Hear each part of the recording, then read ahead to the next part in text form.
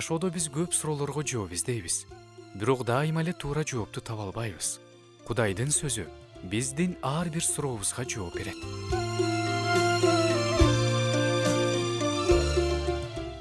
Саламатсыңарбы, урматтуу угармандар?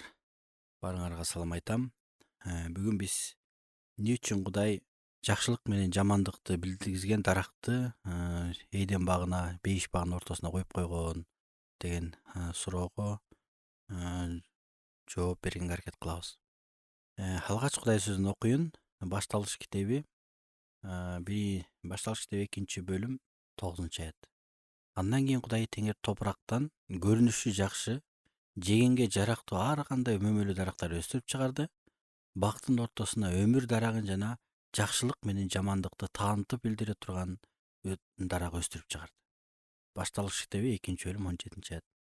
Бирок жакшылык менен жамандыкты таанытып билдире турган дарактын жемишинен жебе, анткени андан даам таткан күнү өлүп каласың.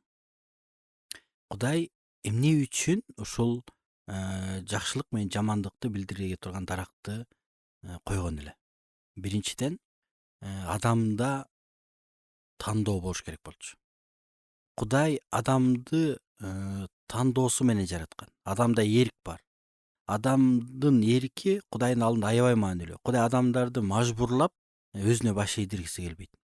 Эгерде адамда тандап алуу мүмкүнчүлүгү болбосо, анда анын Кудайга болгон тил алчаактыгы, чыныгы, сүйүүсү болмок эмес. Ал айла жоктон, мажбур болгондуктан сүймөк. Бирок Кудай адамдардын өз эрки менен Кудайды сүйүшүн каалагандыктан Кудай ушул даракты өстүрүп чыгарган болчу. Бул дарак бул эркиндиктин белгиси болгон. Демек адам тандап ошондон Кудай жебе деген дарактан жесе болот, жебей койсо да болот. Бул адамдын тандоосу толук бар дегенди билдирет. Демек, эгерде адам ошол дарактын жемишинен жебесе, анда анын Кудайга ишенгендигин, анын сөзү менен жашагандыгын билдирмек да.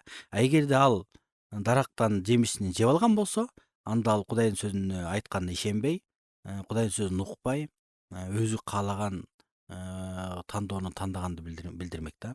Ошондуктан Кудай жакшылык менен жамандыкты билгизген даракты отургузуп жатканда, бул адамдын тандоосу бар.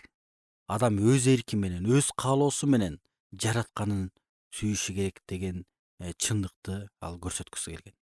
Анан экинчиден, бул жакта жамандык менен жакшылыкты билдире турган дарак деп турат. Демек, ал жакта билим жөнүндө сөз болуп атат. Эми билимдин өзү бул жаман эмес. Бул жактан тил албастык жаман да.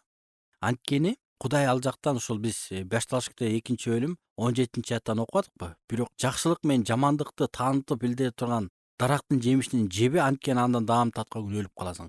Бул жактан адамдын тил алчаактыгы же тил албастыгы маанилүү болчу. Жакшылык менен жамандыкты билүү бул Кудайсыз өз алдынча мен өзүмдүкү туура же болбосо туура эмести, жаман жакшыны Кудайсыз эле аныктайм дегенди билдирген да. Адам Кудайсыз жаман менен жакшылыкты аныктай албайт.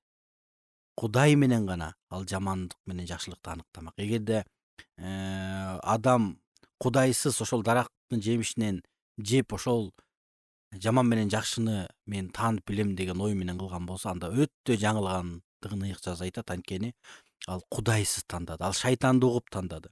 Билим өзү чын эле жаман эмес. Ошол жактан Кудайдын эң көңүл бура турган нерсеси бул тил албастыгы, ишенбестиги болгон да. Андан сырткары, үчүнчүсүдөн, бул Кудай бизди мажбурлабайт, Кудай бизди кыйнабайт. Демек, ошол жамандык менен жакшылыкты билдире турган даракты отургузганын дагы бир себеби бул Кудай адамды эч кандай мажбурлабайт, адамды кыйнабайт, адамда тандоо бар, адамда өзүнүн эрки бар. Демек, адамдын алдында күнөө кылса дагы, кылбаса дагы, кыла турган, кылбай турган тандоосу бар. Бул адам өзү тандайт дегенди билдирген да. Анан ошондуктан Кудай ошол даракты отургузуп атканда, бул адамдар үчүн Кудай эч качан адамды күчкө салбайт дегенди билдирген да. Анан чын деле жамандык менен жакшылыкты билдире турган дарак бул адамдын эркин мен абдан сыйлайм. адамдын эрки өтө баалуу. Адам өз эрки менен өзүн жаратканын сүйүшү керек дегенди билдире турган дарак болчу. Кудай жамандык менен жакшылыкты билдире турган дарактан жебе дегени бул бүгүнкү күндө бизге дагы адамдарга чакырык.